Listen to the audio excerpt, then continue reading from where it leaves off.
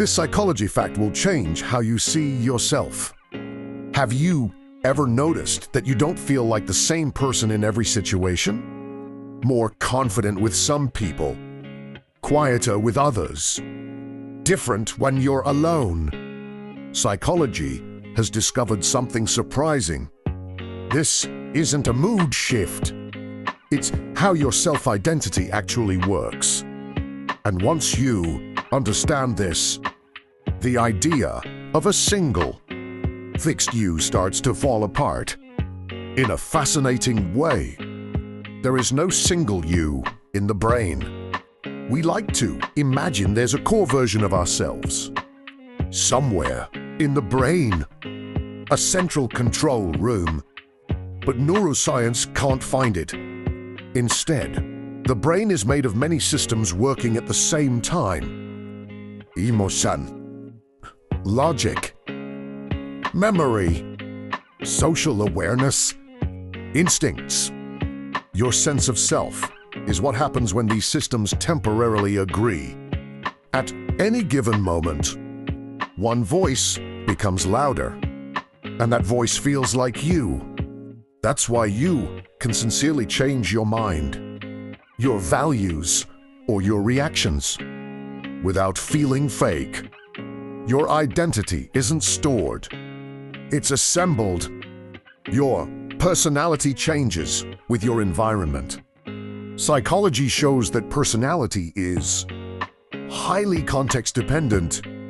The version of you at work is not the same version with friends, family, or alone at night.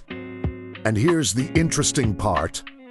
None of these versions are more real than the others. They're all genuine responses to different environments. So, instead of having one personality, you have a range, and the situation decides which one shows up. You don't lose yourself. You adapt. Memory is quietly shaping who you are. You might think your memories keep your identity stable, but psychology tells us something surprising. Every time you remember something, your brain slightly changes it. Memories are reconstructed, not replayed, which means your current beliefs and emotions can reshape how you remember your past. So the story you tell yourself about who you've been is constantly being updated. Your identity is partly built from memories that are still evolving.